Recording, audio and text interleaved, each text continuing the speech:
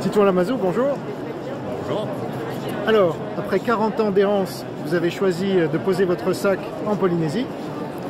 Comme un autre grand voyageur, Olivier de Kersauzon. Pourquoi un tel attrait pour ces îles à l'autre bout du monde?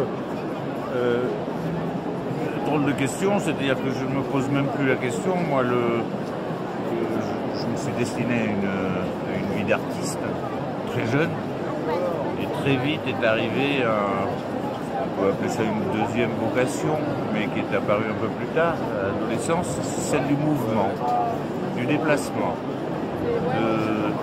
C'est ce qui a caractérisé toute mon existence. Je trouve que j'avais abordé l'océan Pacifique dans les années 70 comme jeune équipier d'Éric Labarly. Et ça m'a.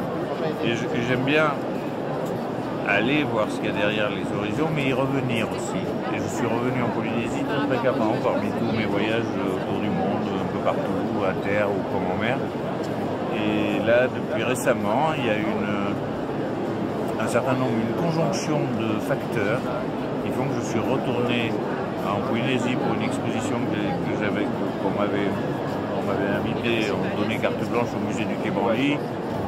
Au hasard, j'ai choisi les îles Marquises comme thème, puis après le musée de Tahiti et des îles m'a invité, ayant vu cette exposition, m'a invité à faire une expo.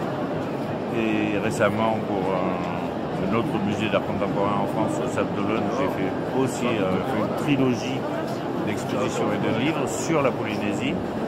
Et je me suis installé en Polynésie surtout parce que je trouvais que c'était un peu débile de faire des allers-retours, ne serait-ce que pour mon bilan carbone avec la Polynésie.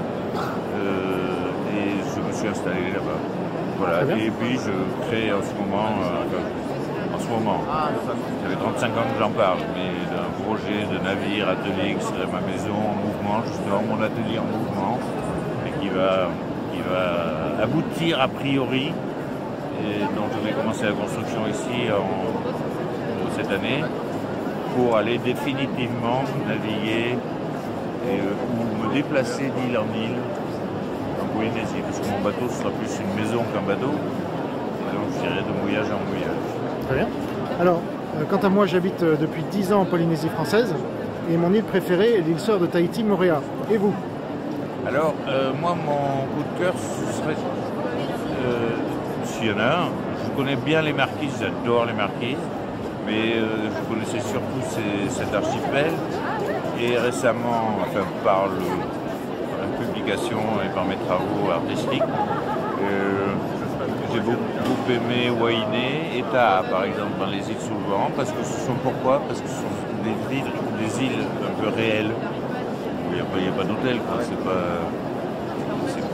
comme à Bora. Et puis aussi certains atolls des Tuamotu. Je trouve que pour le repos du guerrier, pour peu qu'on soit un peu introverti comme moi, et qu'on ait une vie, disons, intérieure et des choses à faire, et qu'on aime bien une certaine solitude, je pense que c'est une bonne idée pour moi. Ce qui n'est pas le cas pour beaucoup de gens, et quand vous parlez de beaucoup de navigateurs qui sont allés s'installer en Polynésie, il y en a, à ma connaissance, assez peu. Entre Laurent Bourgueron, il y avait Alain Colas qui était venu à une époque, puis dans le passé, évidemment, un certain nombre se sont installés, mais assez peu finalement. C'est loin de tout, et oui. C'est l'inconvénient pour certains, c'est le gros avantage pour d'autres, comme moi. Alors vous avez rédigé cet ouvrage avec votre fille, Zoé. Il est vrai que la Polynésie est idéale pour élever des enfants qui sont en contact avec la nature. Est-ce que c'est pour elle que vous êtes venu vous installer là-bas? Ma fille, comme vous l'avez croisée, a quand même passé 40 ans et elle a grandi elle-même avec sa mère en Polynésie quand elle était plus petite. Elle a passé une partie de sa jeunesse en Polynésie. C'est pas pour mes enfants que j'invite volontiers là-bas, mais j'ai un certain âge. J'ai 3 enfants qui s'échelonnent entre 40 ans pour la plus grande et 15 ans pour la plus jeune, et entre-temps il y en a aussi. Mais ils sont, à ces âges-là, ils sont un peu autonomes. Donc c'est pas lié du tout à ma progéniture. Très bien. Et alors, dernière question, peut-on dire qu'on a raté sa vie si à 50 ans, on n'est pas venu au moins une fois en Polynésie française? Aujourd'hui, je dirais non, parce que si on va en Polynésie française, c'est pas comme au temps passé. C'est-à-dire qu'aujourd'hui, pour son bilan carbone, c'est pas terrible, quoi. Donc, à mon avis, il vaut mieux éviter de faire des allers-retours avec Tahiti, ce que je confesse, je fais moi-même. Mais là, j'encourage les gens à utiliser les cargos mixtes, par exemple, pour aller là-bas, pour passer un mois. Gauguin a réalisé une œuvre marquante quand même, il n'était pas parti en avion. Donc je pense que non, il faut aller vers où votre cœur vous porte, et ça dépend avec qui aussi. Et il se trouve que la Polynésie n'est pas non plus... bon, c'est un lieu où il est agréable effectivement de passer des vacances, mais je ne suis pas dans cette état d'esprit. Je pense qu'il faut du temps. La lenteur est le mode le plus rapide pour arriver à l'essentiel. Et le fait d'aller passer 15 jours en Polynésie, à mon avis, vous n'avez pas raté votre vie, vous n'êtes pas plus intelligent au retour. Hein.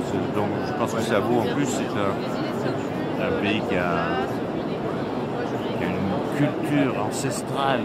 C'est plus de 1000 ans avant que les Européens ne connaissent l'existence de ces îles. Il y avait déjà une civilisation. Hein. Je parle que des hommes, parce que le vivant non humain aussi est foisonnant dans ces endroits-là. Donc il y a surtout, si on commence à dire que tous les endroits du monde, si on n'y est pas allé, on a raté sa vie, eh ben disons qu'on l'a raté, hein, de toute façon. Très bien, merci beaucoup Titouan Lamazou. Sans bruit.